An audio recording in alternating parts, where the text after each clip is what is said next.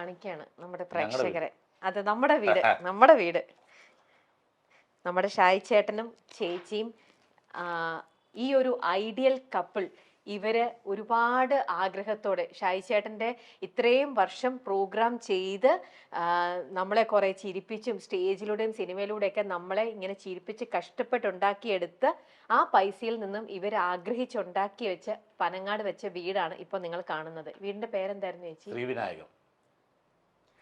ചേച്ചിക്ക് ഓരോ നിമിഷം ഇത് കാണുമ്പം ഇല്ല ഇതിൽ ഒരിക്കലും ഞങ്ങൾ അവര് ഹാപ്പി ആയിട്ട്, അതാണ് ഞങ്ങളുടെ സന്തോഷം. ഒരിക്കലും ഇല്ല. വീട് പോയെന്ന് വിചാരിച്ച എനിക്ക് ഒരു വിഷമമില്ല, ഒരിക്കലും വിഷമമില്ല, ഇപ്പോഴും ഇല്ല, സന്തോഷമുള്ളൂ. പിന്നെ ആ സമയത്ത് ഉണ്ടായിരുന്ന ബുദ്ധിമുട്ടുകൾ ഓർത്തപ്പോ. ആരായിരുന്നു ചേച്ചി ശരിക്കും ആ ഒരു സമയത്ത് നിങ്ങൾ ഇത്രയും കഷ്ടപ്പെട്ട് നമ്മുടെ വീട് ഇത് നിങ്ങൾ ആഗ്രഹിച്ചു വെച്ചത്? ചേട്ടന്റെ മനസ്സിൽ എത്രയോ വർഷത്തെ ഒരു ആഗ്രഹത്തിൽ വെച്ച വീടായിരിക്കണം അല്ലേ? പക്ഷെ ഇത് പോയതില് സങ്കടപ്പെടില്ല, കാരണം അത് തീരാതെ വന്നാൽ ഞങ്ങൾക്ക് സങ്കടമായേനെ. അതെ, ആ വീട് ഞങ്ങൾ ആ ഒരു ധൈര്യത്തിലായിരുന്നു ചേട്ടൻ എന്നോട് പറഞ്ഞത്. ചിലപ്പോ നമുക്ക് ഇങ്ങനെ ചെയ്യേണ്ടി വരുമായിരിക്കും എന്ന് പറഞ്ഞു. ഞാൻ പറഞ്ഞു ഓക്കെ, എനിക്ക് പ്രശ്നമില്ല, ചേട്ടന്റെ ഇഷ്ടം എന്താന്ന് വെച്ചാൽ അതുപോലെ തന്നെ ചെയ്തോളാനായിട്ട്. ചേട്ടന്റെ ഭാഗ്യ ഇങ്ങനത്തെ ഒരു ചേച്ചിയും കൂടെ കിട്ടിയത്. എല്ലാം അത്ര സന്തോഷത്തോടെ അവർക്ക് താക്കോല് കൊടുത്ത പാലുകാച്ചലൊക്കെ ഞങ്ങൾ കൂടിയത്. ഞങ്ങളുടെ ഈ വീട് പോയത് പോകുന്നുള്ള ചിന്തപ്പാടൊന്നും ഞങ്ങൾക്ക് ഉണ്ടായിരുന്നില്ല. ഞങ്ങൾ അത്ര ഹാപ്പിയായിരുന്നു.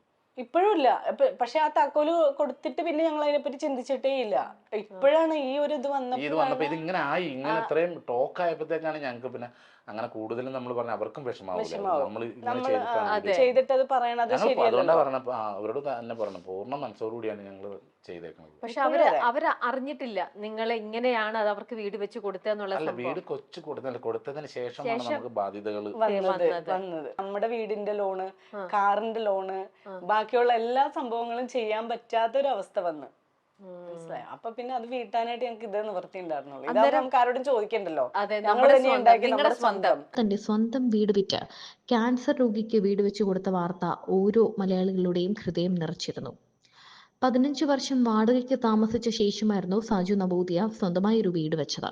എന്നാൽ മരടിലുള്ള ഒരു ക്യാൻസർ രോഗിയുടെ അവസ്ഥ കണ്ടപ്പോൾ ആ വീട് വിറ്റ് അവർക്കൊരു ഭവനം നിർമ്മിച്ചു കൊടുക്കാൻ സാജുവും ഭാര്യയും മുൻകൈ എടുക്കുകയായിരുന്നു. ഇതിനെക്കുറിച്ച് സാജു പറയുന്ന വാക്കുകളാണ് ഇപ്പോൾ വൈറലായി മാറുന്നത്.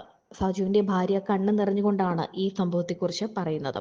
തന്റെ വീട് വിറ്റിട്ട് വേറൊരാൾക്ക് വീട് വെച്ച് കൊടുത്ത ആളാണ് ഞാൻ. 15 വർഷം വാടകയ്ക്ക് താമസിച്ചിട്ടാണ് ഞാൻ വീട് വെച്ചത്. ആ വീട് വിറ്റ് 10 ലക്ഷത്തിന് മേലെ മുടക്കി വേറൊരാൾക്ക് വീട് വെച്ച് കൊടുത്തു. പുള്ളി ഒരു ക്യാൻസർ രോഗിയാണ്. ഒരു നേരത്തെ മരുന്ന് വാങ്ങിത്തരണമെന്ന് വിളിച്ചപ്പോൾ ഞാനും ഭാര്യയും കൂടി അവരുടെ വീട്ടിൽ പോയതാണ്. ഫ്ലക്സ് മേൽക്കൂരയാക്കിയ വീട്ടിൽ ഫ്ലക്സ് വിരിച്ചാണ് രോഗി കിടക്കുന്നത്. ഞങ്ങൾ കട്ടിൽ വാങ്ങിക്കൊണ്ട് വരാമെന്ന് പറഞ്ഞു. അങ്ങനെ കട്ടിൽ വാങ്ങാൻ പോകുമ്പോൾ ഭാര്യ പറഞ്ഞു, നമുക്കൊരു കുഞ്ഞു വീട് വെച്ച് കൊടുക്കാമെന്ന്. കാരണം +1-നും +2-നും പഠിക്കുന്ന 2 പെൺമക്കളാണ് ആ വീട്ടിലുള്ളത്. പുലർച്ചെ 4 മണിക്കോ 3 മണിക്കോ എഴുന്നേറ്റ് പറമ്പിൽ പോകും അവർ.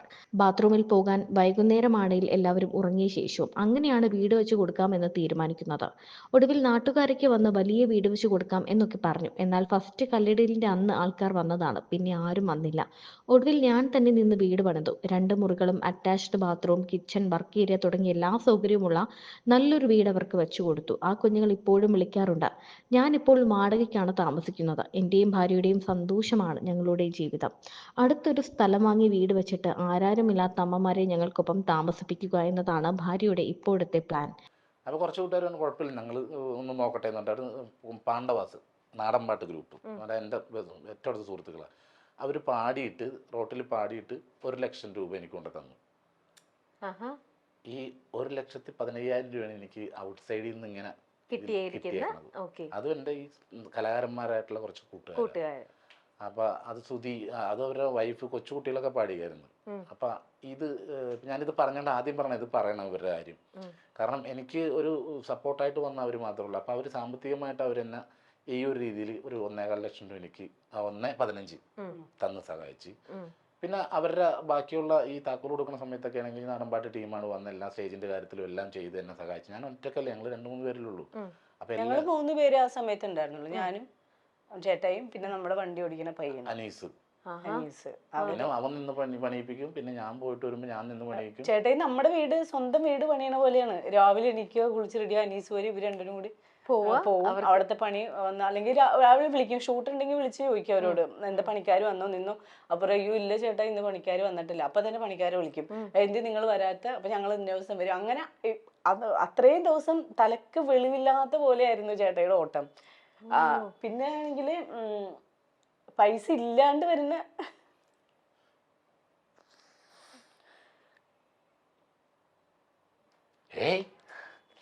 ഇല്ല ഏട്ടാ, അതൊരു ഇമോഷന്റെ ഒരു ഇതാണ്. ചേച്ചിക്ക് എത്രയാലും അത് എത്രയാലും ഇമോഷൻ ആവില്ല. അല്ലത് എന്താന്ന് പറയുമ്പോൾ ഞാൻ അങ്ങനെ വലിയ കലാകാരനല്ല, വലിയ പേയ്മെന്റ് പിടിക്കുന്ന ആളല്ല. അപ്പൊ അത് കണ്ട് നമുക്ക് തന്നെ ഇത് ചില സമയത്ത് നമുക്ക് കൂട്ടിമുട്ടിക്കാൻ പറ്റാണ്ടാവും.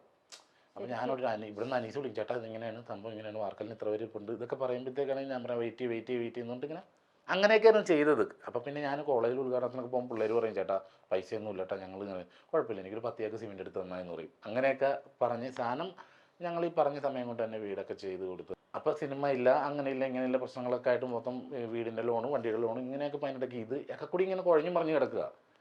അപ്പോൾ എനിക്ക് എൻ്റെ ഉള്ളിൽ ഒരു ഉദ്ദേശം ഉണ്ടായിരുന്നു, ചിലപ്പോൾ പാളാൻ സാധ്യത ഉണ്ടിട്ടാണ് ഞാൻ പറഞ്ഞത്. ചേച്ചിക്ക് അന്നേരം ഇപ്പൊ ഒക്കെ ഇത്രയും ഒരു ഇതെടുത്ത് ചെയ്തപ്പോഴേ എപ്പോഴെങ്കിലും വേണ്ട ചേട്ടാ നമുക്കിത് നമ്മുടെ കയ്യിൽ ഒതുങ്ങുമോ, നമുക്കിത് നിർത്താൻ പറ്റാണ്ട് വരുമോ, അങ്ങനെ ഒരു ഇത് ചേച്ചിക്ക് തോന്നിയോ? പറഞ്ഞില്ല. അപ്പൊ ചേച്ചിയുടെ മനസ്സിൽ ആ ഒരു കോൺഫിഡൻസ് ഉണ്ടായിരുന്നു. അല്ല, അപ്പൊ എന്നോട് പറഞ്ഞിട്ടുണ്ടായിരുന്നല്ലോ എന്തെങ്കിലും ഒരു ഇത് വരുവാണെങ്കിൽ. നോക്ക്, നമ്മുടെ കൂട്ടത്തിൽ തന്നെ നമ്മളെ ഈ കണ്ടുകൊണ്ടിരിക്കുന്ന എത്രയോ പേര് ഇന്നത്തെ കാലത്ത് നമ്മൾ നോക്കിക്കഴിഞ്ഞാൽ നമ്മുടെ സമൂഹത്തിൽ സെൽഫിഷ് ആയിട്ടുള്ള ആൾക്കാരാണ് കൂടുതൽ. എല്ലാവരും നമ്മളൊക്കെ ഏതെങ്കിലും ഒരു പോയിന്റിൽ, ഞാൻ ഉൾപ്പെടെ നമ്മളെല്ലാവരും ഒക്കെ സെൽഫിഷ് ആയിട്ട് പലപ്പോഴും ചിന്തിക്കുന്ന ആ ഒരു സാഹചര്യത്തിലാണ് ഇവർ രണ്ടുപേരും ഒരു രീതിയിലും ഒരിത്തിരി പോലും ഇവർ സെൽഫിഷ് ആയിട്ട് ചിന്തിച്ചിരുന്നെങ്കിൽ ഇന്ന് ഈ പറയുന്ന വനജ എന്ന് പറഞ്ഞ അവർക്ക് ഈ വീടും കാര്യങ്ങളും ഒന്നും ഉണ്ടാവില്ലായിരുന്നു.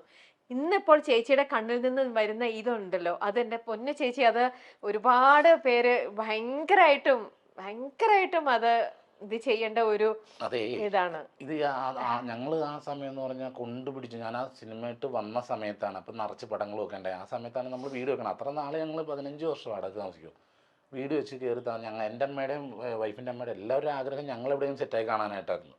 അപ്പോൾ ഇതൊക്കെ കഴിഞ്ഞ് ഹാപ്പിയായി. പിന്നെ അത് കഴിഞ്ഞിട്ട് പിന്നെ ഇത് വീടിൻ്റെ പരിപാടിയൊക്കെ തീർത്ത് താക്കോലൊക്കെ കൊടുത്തതിന് ശേഷമാണ് നമുക്ക് ഈ ലോൺ എന്ന് പറഞ്ഞൊരു സംഭവം ഉണ്ടല്ലോ, ഇത് അങ്ങോട്ടും ഇങ്ങോട്ടും അടക്കാനില്ല. അപ്പം ഞാൻ നേരത്തെ പറഞ്ഞു. പിന്നെ അല്ല, എന്നോട് പറഞ്ഞിട്ടുണ്ടായിരുന്നു ചിലപ്പോ ഇപ്പൊ എല്ലാവരും മാറിക്കളഞ്ഞപ്പോ നമ്മളെ കൊണ്ട് പറ്റാത്തൊരവസ്ഥ വരുവാണെങ്കിൽ ഞാൻ വീട് വിൽക്കും എന്ന് പറഞ്ഞിട്ടുണ്ടായിരുന്നു. നമ്മൾ ഓക്കെ, അങ്ങനെ നമുക്ക് അവരോട് പറയാൻ പറ്റില്ലല്ലോ ഞങ്ങളുടെ കയ്യിൽ ഇനി പൈസ ഇല്ല, പണി നിർത്തി വെക്കണമെന്ന് പറയാൻ പറ്റില്ലല്ലോ. ആരൊക്കെ ഇട്ടിട്ട് പോയാലും നമുക്കത് ചെയ്യാണ്ടിരിക്കാൻ പറ്റില്ല. രശ്മി ചേച്ചിയുടെ ആ ഒരു വലിയൊരു സപ്പോർട്ടാണ്. രശ്മി ചേച്ചി ഒരിക്കലും ഒരു തവണയെങ്കിലും വേണ്ട ചേട്ടാ നമ്മളും ഇത് പെടുകയാണ് എന്ന് പറഞ്ഞിരുന്നെങ്കിൽ സീരിയസ് ആയിട്ടുള്ള കാര്യത്തിന് ഞാനൊരു ക്രിക്കറ്റ് ടൂർണമെന്റ് നടത്തിയിട്ട് സ്പോൺസർ ചെയ്യാൻ ഒരു സഹായിക്കില്ല എന്ന് പറഞ്ഞ അവസാനം ടൂർണമെന്റ് നടക്കുന്ന സമയം അത് ഇത്രയും പൈസ സ്വർണം കൊണ്ടുവന്നെ ചേട്ടാ ടൂർണമെന്റ് നടത്തണം എന്ന് പറഞ്ഞ ആളെ ഇയാള്. ഓ, അല്ലാതെ ഒരു തവണ പോലും നമുക്കൊരു ജീവിതമില്ലേ, നമുക്കും ജീവിക്കണ്ടേ എന്നുള്ള ഒരു സംഭവം ചേച്ചി പറഞ്ഞിട്ടില്ല? ഇല്ലില്ല, ഒരിക്കലും പറഞ്ഞിട്ടില്ല. ചേച്ചിയുടെ മനസ്സാണ് എന്റെ പൊന്ന് ചേച്ചി. ശരിക്കും അത് ഞാനിവിടെ സുരക്ഷിതമാണെന്ന് എനിക്ക് നല്ല ഉറപ്പുണ്ട്. ശരിക്കും അത് അല്ല ചേട്ടാ, അത് എന്താ പറയാ, ആനന്ദാശ്രമാണ് അത്. അതിപ്പം ഇത്രയും ചെയ്ത് കൊടുത്തതിന്റെ ഒരു ഇതും പിന്നെ എത്രയായാലും ഉള്ളിൽ വന്ന ഒരു നമ്മുടെ വീട്ടിൽ ചെയ്യണ പോലെ ഞങ്ങളുടെ സഹോദരങ്ങൾ ചെയ്യണ പോലെ ഞങ്ങൾ കണ്ടത്. കാരണം അതേപോലത്തെ ആ അവസ്ഥയും ആ ചേച്ചിക്ക് വയ്യ, വീടിന്റെ അവസ്ഥ, കുട്ടികളുടെ അവസ്ഥ, അത് +1 +2 പഠിക്കുമായിരുന്നു ആ സമയത്ത്. അപ്പൊ അവരുടെ അവസ്ഥ ഇതെല്ലാം കണ്ടു കഴിഞ്ഞപ്പോഴത്തേക്ക് എന്നെ പോലത്തെ ഒരാളെന്നുണ്ടെങ്കിൽ അങ്ങനെ ചിന്തിക്കുകയുള്ളൂ.